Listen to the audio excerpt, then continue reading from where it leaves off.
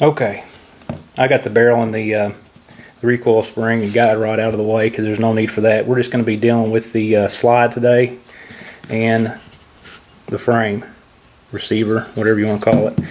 I'm going to first go through and show you what, for you new guys who don't know exactly how the M&P fires, I'm going to go through a quick step-by-step to show you what you're going to be dealing with today. We're going to be dealing with, see if this will focus here, the Sear, right there, the trigger bar,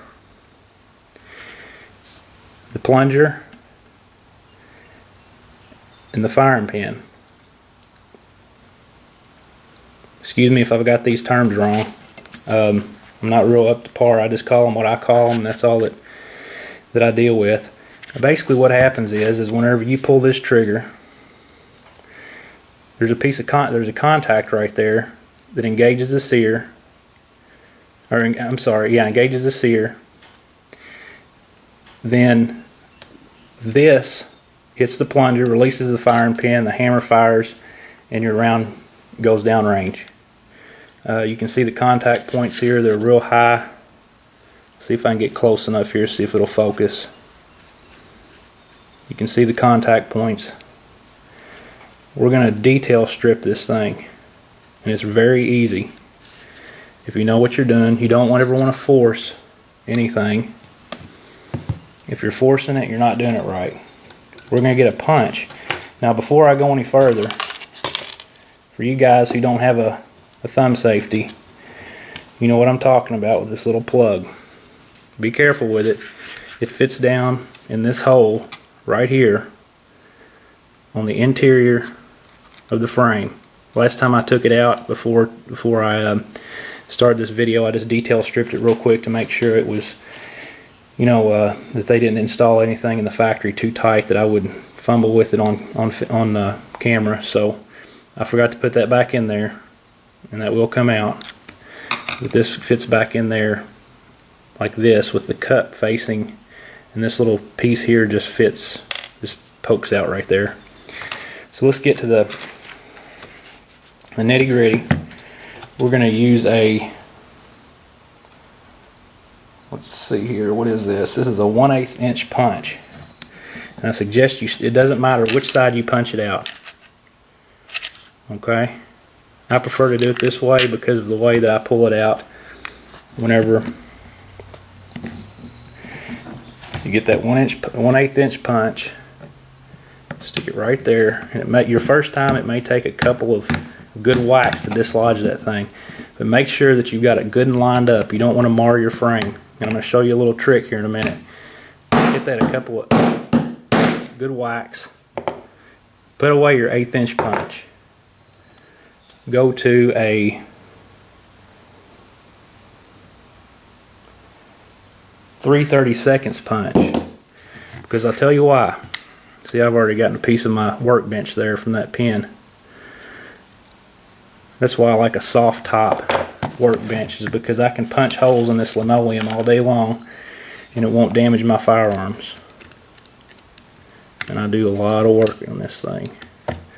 Okay, let's get our 3/32 punch. And I'll tell you why. If you get this in there and you punch that, let's say the hole is exactly, you know, just above 1/8 of an inch, just to provide a tight spot for that pin. If you keep disassembling this thing and you get that 1/8 inch punch down in there, sooner or later, if you do it enough, that hole is going to expand and it's going to become loose, and your pins won't stay in as well. So after you get that driven out just enough to make a difference, to where you can see it right there, get your 3/32 punch, stick it on top of the pin there, and whack it a couple of good times. Now this thing's going to fire out. That's another reason I do it this way. It's because I'm not going to put a hole in my hand, but I don't want it flying across my shop, my garage here. Let's whack it a couple of good times. And again, you're not driving nails. The first time you might be. And you can see there, it's free. Pull that out. Now this is where Our little tub comes in handy. Spare part. No rolling around. It's there. Won't lose it. We know where our bin is. You see how loose that is? If I were to drive an 1/8 inch punch down in there 4 or 5 times even, it would start wearing on that hole. With this 3/32, you have enough leeway that you're not messing with the geometry of this hole and spreading it out. Or, you know, I could slide this thing down there all day long and it would take 1,000 times before it even made a difference on the dimensions. So now we're going to use our 3/32 again, and we're just going to barely pry this up just a hair with our 3/32. You don't want to use too small to bend or to pry, because you will bend that at 3/32. Now that we've got it out just a hair, I'd say what, 3/8 of an inch maybe, we're going to go back to our 1/8 inch. You see that? Slow baby steps here. We don't want to force anything. It will come out. Now, here's the tricky part. It's not really hard. It's just you've got to look at this and remember how that goes in there. Now, it doesn't matter. Pull this out here. Pull your trigger just a hair. Just kind of wiggle it. Again, you don't want to force anything. It will come out. There we go. Came right off. Set this aside for now.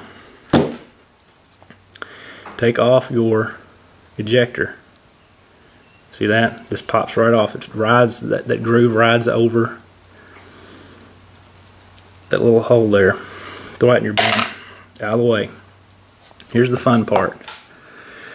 We're getting down to the meat and bones here. First off, let's get our pinchers handy. We're going to use a little tiny punch here.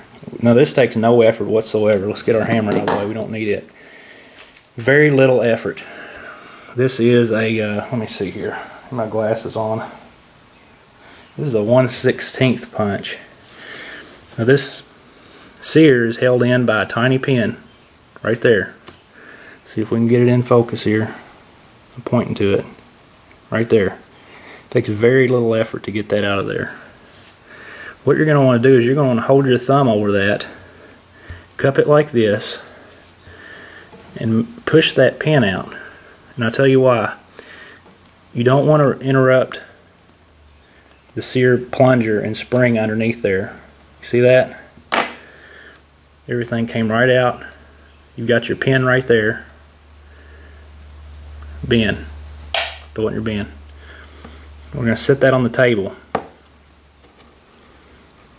Okay, no need to have this any other direction. We're going to get our pliers.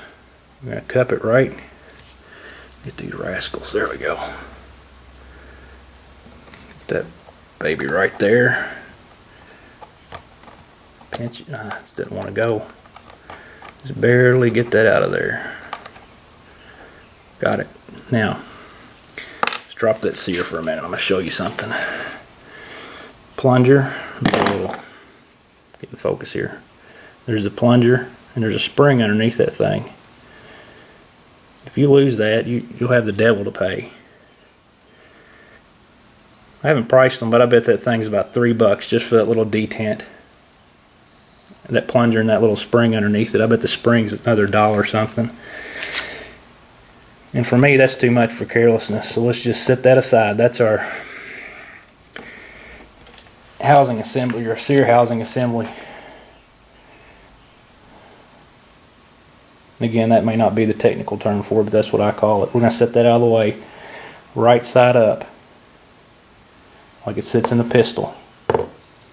Okay, let me show you a couple of things here before we get too far. This thing is a tiny little rascal, and I've got fat hands. I'm going to change the angles here in a minute, but and take you to my vise. But I'm going to show you where we're going to take off material today. A tiny little bit on the underside of that, just around that curve, just a hair. We're not going to take off too much material. Right in there, underside right there, and we're going to do it at an angle like this, kind of to coincide with that angle if you want to get, but it's really more of a compound. It's where you can see just like that. On the back side, we're going to take a little of that hump out and change the geometry of that. We're not going to mess with anything else on this Sear. Some guys, my hands are shaking because they're so, this thing's so small. Some guys file this down to take some depth off that. I wouldn't recommend it. There's no need unless you're shooting competition pistols, and at that point, you know, let's not to get too little off topic here, but 2.5 pounds is too low in my opinion for an M&P carry. I wouldn't go below 4.5 pounds, and that's saying 4.5 pounds for a pistol that you're going to carry. And when I say carry, I mean take it from the truck to the house on a holster, you know, out walking around your property, what have you. Anything below 4.5 pounds is just too much. You could literally, you know, you're dealing with a dangerous weapon here. Of course, you guys know that. But you're talking about something that has the trigger pull, you know, just knocking that around, of a .22 long rifle target pistol. 2.5 pounds. You know, those guys get them down to 8 ounces and stuff like that, but that's just uncalled for in my opinion. You know, if you don't have strong enough hands and enough balance to shoot a pistol, I'm not going to get too technical about it, but in my opinion, anything below 3 pounds is too much. You know, that's just my opinion. So I try to stay around 4.5 pounds on any of my pistols. I don't care if I'm shooting steel, bullseye, what have you. All of my Kimbers, my 1911s, Nighthawks, they all stay at 4 pounds. I don't trust anything below that on short safety. But then again, that's just my opinion. I'm going to cut here. We're going to go to, I'm going to show you how to file the Sear. This little booger there, about as big as a minute. I'm going to show you how to work on that, and I'm going to transfer you over here to my vise. So hold on just a second.